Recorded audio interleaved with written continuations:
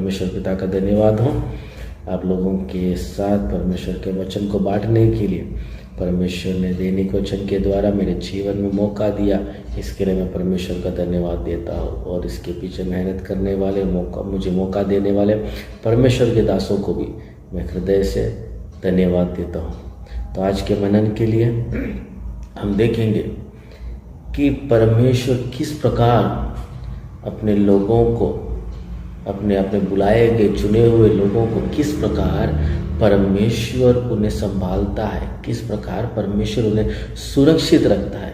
तो उसके बेसिस पे मैं आप लोगों से, जो परमेश्वर ने मुझे दिया है, अगुवाई दिया है, जो मुझे सिखाया गया है, उन वचनों के द्वारा मैं आप लोगों से परमेश्वर के वचन को बांटना चाहता हूँ। तो हम निकालेंगे व्यवस्था विवरण की किताब, उसके 32 अध्याय, उसका 11 वचन पढ़ेंगे। वहाँ पर इस प्रकार लिखा है, जैसे उकाब अपने घोंसले को हिला हिला कर अपने बच्चों के ऊपर ऊपर मंडलाता है, वैसे ही उसने अपने पंख फैलाकर उसको अपने परों पर उठा लिया है। और उसके 13वें वचन में इस प्रकार लिखा है, उसने उसको पृथ्वी के ऊंचे ऊंचे स्थानों पर सवार कराया और उसको खेतों की उपज खिलाई।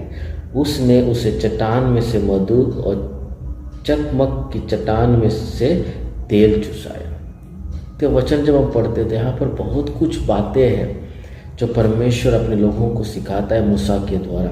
परमेश्वर अपने लोगों को, जो इस्राएल जो मिस्र में से छुड़ाया लाया, तो उन लोगों को परमेश्वर मूसा के द्वारा बहुत बातें यहाँ पर सिखाते। तो उनमें से कुछ बातें, कुछ क्षण में आप लोगों को जो परमेश्वर ने मुझे बताया है, मुझे सिखाया है, वहाँ मैं कहना चाहता हूँ। यहाँ पर एक घोंसले के बारे में देखते हैं। घोंसला ऐसा एक चीज़ है जहाँ पर हम अपने आप को कंफर्टेबल फील करते हैं, जहाँ पर हमें लगता है कि हाँ, मुझे आराम है, शांति है, मैं जीवन में बहुत खुश हूँ। उस स्थान को घोंसला कहा जाता है। घोंसले पे हम अपने आप को बहुत आराम फील करवाते हैं। अय्यूब की किताब में 29 अध्याय में इस प्रकार लिखा है, वो इस प्रकार कहता है कि किस प्रकार उसका जीवन अच्छा था, शांति था, उसके पास धन था, उसके पास तंदुरुस्ती थी, लेकिन अब क्या हो गया, उसने सब कुछ खो दिया है। उसको ऐसा लगता है कि क्या हो गया, वो चाहता है कि क्या करे, वो घोंसले पर आराम करे। मैं अपने घोंसले में मरना चाहता हूँ, इस प्रकार I will die in my nest. इस प्रकार अय्यूब कहता है कि मैं वहाँ पर अपने घोंसले में आराम करूँ, आराम की जिंदगी बिताऊँ, वहाँ पर मैं खत्म हो जाऊँ, इस प्रकार लिखा है। तो वहाँ पर अय्यूब को परमेश्वर ने सिखाया कि घोंसले को हिलाने से, घोंसले को तोड़, तो उसने जिस घोंसले के ऊपर विश्वास किया था, जिस घोंसले के ऊपर वो अपने आप को आराम फील करता था, उस घोंसले को हिलाकर किस प्रकार परमेश्वर ने उसको आशीष, नहीं आशीष है, परमेश्वर ने दिया है।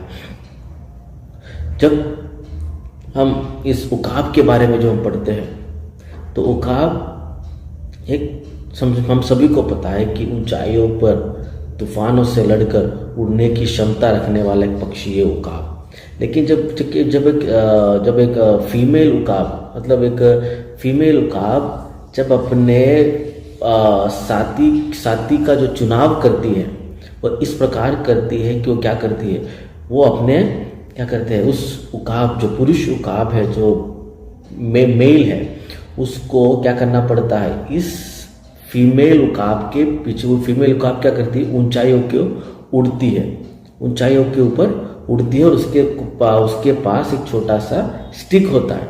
और कुछ ऊंचाइयों के ऊपर उड़ने के बाद वो क्या करती है, उस लकड़ी को नीचे फेंक देती है। और जो मेल उकाब है, उसको क्या करना होता है, उसको तेजी से जाना होता है नीचे, और उस लकड़ी को उसको वापिस नीचे गिरने से बचाना होता है। ये करने के बाद फिर वापस क्या करते, उसको ऐसा लगता है कि मेल को ऐसा लगता है कि अब खत्म हो गया, मैं इसको क्या कर पाया, इम्प्रेस कर पाया। लेकिन वहां पर फिर से क्या करती है, फिर से नीचे आती है, उस छोटे लकड़े से थोड़ा सा और बड़ा सा लकड़ा क्या करता है, उठाकर और ऊंचाई की ओर उड़ता है। और वो जो मेल उकाब होता है, वो क्या करता है, उसके पीछे वापिस उड़ान भरता है, उसके पीछे जाता है। उसके पीछे जाने के बाद कुछ देर के बाद वो फीमेल उकाब क्या करती है, वापिस उस लकड़े को गिरा देती है। तो मेल क्या करता है, वापिस उसी तेजी से नीचे जाता है और उस लकड़े को उठा लेता है वापिस। और इस प्रकार फिर कुछ देर के बाद क्या करती है फीमेल, वापिस एक छोटा सा पेड़ जितना बड़ा एक लकड़े को उठाती है और वापस ऊंचाइयों को जाती है। और थोड़ा ऊंचाइयों को उड़ने के बाद वो क्या करती है, उस लकड़े को वापस नीचे गिराती है। तो उस मेल को क्या करना होता है, वापस उस तेजी से, जितना अभी वो लकड़ा क्या हो गया, बड़ा हो गया थोड़ा सा, पहले छोटा लकड़ी था, उसके बाद से थोड़ा बड़ा, अब छोटा सा पेड़ मतलब छोटा सा एक बारीक चीज को उठाकर क्या करती है, वापस उसको फेंकती है। उस मेल को क्या करना होता है, वापस उड़कर जो स्पीड में जितनी तेजी से गिर रहा है उससे भी तेज उसको उड़ना होता है, और उसको क्या करना पड़ता है, उस लकड़े को वापस उठाना पड़ता है। जब वो लकड़े को उठाती, इस बार वो इस यहाँ तक वो आसानी से कर पाया, लेकिन इस बार जब उस लकड़े को उठा रहा तो उसका जो वजन के कारण वो क्या करता है, वापस नीचे जाता है। उसको ऐसा लगता है कि अभी नीचे टकरा जाएगा, लेकिन उस क्या करता है, उसको उठाकर वापस अपनी जितनी ताकत है, जितनी भी उसमें अंदर सामर्थ्य है, उन सारे सामर्थ्यों का इस्तेमाल कर वो क्या करता है, उस लकड़े को वापस उठा लेता है। जब उसने ये सक्सेसफुल अगर कर लेता है तो जो फीमेल उकाब है उसको अपना पार्टनर अपना साथी बना लेती है। तो इन बातों से हमें ये सीखने को मिलता है कि जब हमें लगता है कि एक फादर उकाब है, एक पिता उकाब है, जब एक माता उकाब अपने बच्चों को घोंसले से निकाल कर जब उसको घोंसले के बाहर उसको धक्का दे के गिराती है, तो वहां पर एक चीज ध्यान रखना है कि एक पिता उकाब है जो उसके ऊपर मंडला रहा है, उसके ऊपर सर्कल मार रहा है, उसके ऊपर घूम रहा है कि वो बच्चा गिरेगा, और जितना बच्चा स्पीड में गिरेगा उससे भी तेज में क्या करूँगा, नीचे जाऊँगा और अपने बच्चों को उठा लाऊंगा। तो एक चीज़ याद रखना है कि जब भी हमें लगे कि सब कुछ खत्म हो गया, जिसके ऊपर मैंने विश्वास किया था, जिसके ऊपर मेरी आशीषें थी, जहाँ पर मैं कंफर्टेबल फील कर रहा था, अभी मेरे पास कुछ नहीं है, मैं अपने घोंसले से गिर रहा हूँ, मुझे ऐसा लग रहा है कि मैं नीचे जाऊँगा, उस चट्टान को टकरा जाऊँगा, मेरा सर फूट जाएगा, मेरे शरीर खत्म हो जाएगा, मेरा प्राण निकल जाएगा। लेकिन एक चीज़ हमें याद रखना है कि हमारा पिता जो उकाब है वो इतना सामर्थ्य है, इतना तेज है, वो उड़ना इतना तेजी से उड़ सकता है, और हमें जैसा लगे कि हम खत्म हो जाएंगे, वहां पर वो हमें उठा लाएगा, वहां से हम उठाकर जहां पर वो ले जाना चाहता है वहां पर वो ले जाएगा।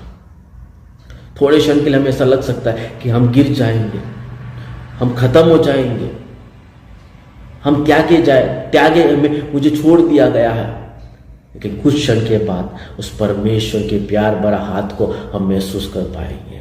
परमेश्वर अपने आलिंगन में हमें ले लेगा, परमेश्वर उस प्यार को हम महसूस कर पाएंगे। इसलिए हमें घबराना नहीं है, हमें डरना नहीं है। भले हमें ऐसा लगे कि हम गिर जाएंगे, खत्म हो जाएंगे, लेकिन वहां पर हम परमेश्वर की उस पंखों को, परमेश्वर के उस प्यार भरे आलिंगन को, परमेश्वर के उस प्यार भरे हाथ को हम महसूस कर पाएंगे। परमेश्वर अपने हाथों पर, अपने पंखों पर हमको उठाएगा, और जहां पर परमेश्वर चाहता है उस ऊंचाई पर परमेश्वर हमें ले जाएगा।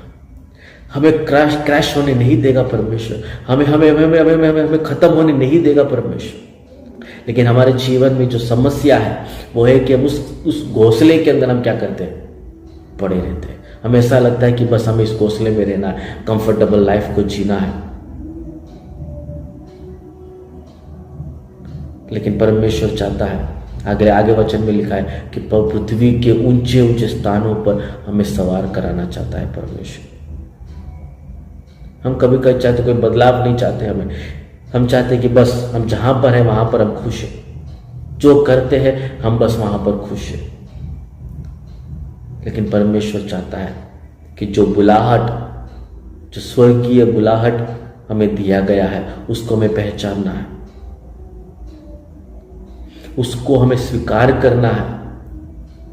अगर उसको स्वीकार करना है तो हमें घोंसले से बाहर निकलना है।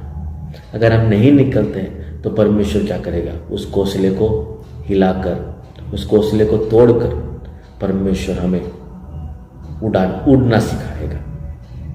और जब हम उड़ना सीख लेंगे तो क्या करेंगे, हम परमेश्वर की स्वर्गीय बुलाहट को हासिल कर पाएंगे।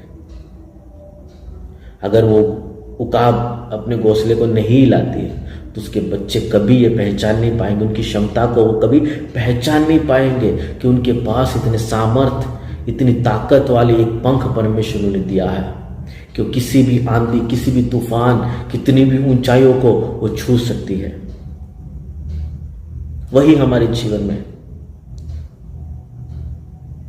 जब हमारा घोंसला हिलाया जाएगा, जब हमारा घोंसला तोड़ दिया जाएगा, जब हमें घोंसले से हमें निकाल दिया जाएगा, जब हम घोंसले से हमें ऐसे लगेंगे गिरेंगे, वहां पर हम नए नए आशीषों को पहचान पाएंगे, नई नई बुलाहट को हम स्वीकार कर पाएंगे।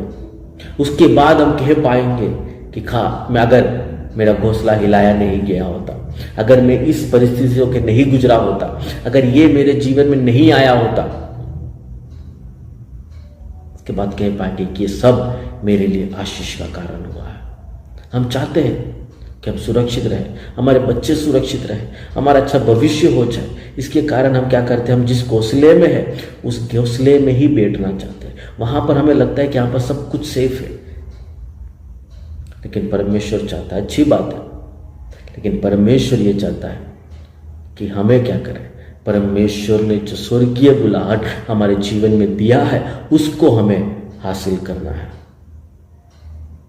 लेकिन उड़ने से पहले वो काम एक और चीज अपने बच्चों के साथ करती है कि उस घोंसले में जितने भी उसने क्या किए थे, पंख लगाए थे, जितने भी अपने बच्चों के लिए उसने कंफर्ट बनाया था, उसको एक एक कर कर क्या करती है, निकालती है। फिर कुछ लकड़े, कुछ कांटे ही उस घोंसले में बच जाता है। तो कांटे चुभने के कारण और लकड़ी चुभने के कारण वो बच्चे क्या करते हैं, अपने पंजे का इस्तेमाल करते हैं। पंजे का इस्तेमाल कर कर वो खड़ा होना सीखते हैं पहले। तो परमेश्वर का वचन आज हमसे यही कहता है कि हमें कुछ बातें हैं जिसके लिए हमें खड़ा रहना है। उड़ने से पहले हमें सच्चाई के लिए, धार्मिकता के लिए, परमेश्वर के लिए, परमेश्वर के वचन के लिए हमें खड़े रहना सीखना है। जब हमें ये साबित करना है कि हम बाकी लोगों से अलग हैं, हमारा जो कैरेक्टर है, हमारा जो मॉरल है, वो सब क्या है, बाकी लोगों से अलग है। हम हमारे मॉरल के लिए खड़ा होना है, परमेश्वर के वचन के लिए खड़ा होना है। भले कोई भी हमारा साथ दे या ना दे, हमें सच्चाई के लिए, ईमानदारी के लिए, धार्मिकता के लिए, बिना शर्माए परमेश्वर के लिए खड़े रहना बहुत जरूरी है। और जब परमेश्वर यही चाहता है कि हमको ऊंची उड़ान भरना है। घोंसले में जब तक हम पड़े रहेंगे, जब तक हम उस आरामदायक जीवन को बिताएंगे, हमें ये पता नहीं चलेगा, हम हमारे क्षमता को, हमारे पोटेंशियल को हम कभी भी पहचान नहीं पाएंगे कि परमेश्वर ने हमें क्या दिया है, क्या बुलाहट हमारे जीवन में दिया है, परमेश्वर कहाँ हमें ले जाना चाहता है, परमेश्वर हमें किसके सामने खड़ा करना चाहता है, हम ये पहचान नहीं पाएंगे। लेकिन जब हमारे घोंसले से जो हमारे आरामदायक जिंदगी है, उसकी जिंदगी से जब हम बाहर निकलेंगे, उस जिंदगी से जब हमारे पैरों को, कदमों को बाहर रखेंगे, तब हमें पता चलेगा कि परमेश्वर ने हमें किस प्रकार की बुलाहट परमेश्वर ने हमारे जीवन में दिया है, परमेश्वर हमें कहाँ पर ले जाना चाहता है, किस ऊंचाई पर परमेश्वर हमें ले जाना चाहता है। तभी पता चलेगा जब हम घोंसले से बाहर कदम रखने को तैयार हो जाएंगे। तो हमारा स्वर्गीय पिता, भले हमें ऐसा लगे कि सब कुछ खत्म हो रहा है, मैं जिस आरामदायक जिंदगी में जी रहा था वहां पर सब खत्म हो गया, लेकिन एक बात याद रखना कि अगर आपका घोंसला हिलाया गया है, अगर आपको ऐसा लग रहा है कि आप उस ऊंचाई से गिर रहे हो, तो परमेश्वर वहां आपको अपने पंख फैलाना चाहता है। परमेश्वर चाहता है कि हम उड़ना सीखें और उड़कर उस ऊंचाई तक पहुंचे जहां पर परमेश्वर हमें ले जाना चाहता है। तो परमेश्वर का वचन कहता है कि उसको पृथ्वी के ऊंचे ऊंचे स्थान पर सवार कराए और सारी आशीषों से परमेश्वर हमें भर देगा। हमारे सेवकाई में, हमारे परिवार में, हमारी कलीसिया में, हमारे बच्चों के जीवन में परमेश्वर आशीष देगा। तो हम जहां पर बैठे हैं वहां पर बैठे रहना नहीं है, उस बुलाहट को हमें पहचानना है। परमेश्वर उस ऊंचाई पर ले जाना चाहता है, उस ऊंचाई को हमें पहचानना है और उसकी ओर हमें उड़ना है, उसको हमें हासिल करना है। ये वचन हम सभी के जीवन में आशीष देने पाए।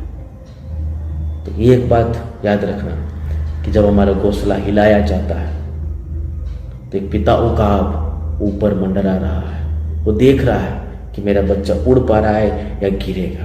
अगर उसको ऐसा लगेगा कि गिर रहा है तो तुरंत वो आएगा। जितना तेज हम गिर रहे उसका दुगनी तेजी से वो उड़कर आकर अपने परों पर अपने हम को उठा ले जाएगा। तो ये वचन हमारे जीवन, हम सभी के जीवन में एक आशीष का कारण होने पाए। परमेश्वर इन वचनों के द्वारा हम सभी को आशीषित करने पाए। और इस समय दिए गए परमेश्वर के दास को, मीडिया टीम को मैं दिल से धन्यवाद देता हूँ। परमेश्वर हम सभी को आशीषित करे। God bless you. Thank you.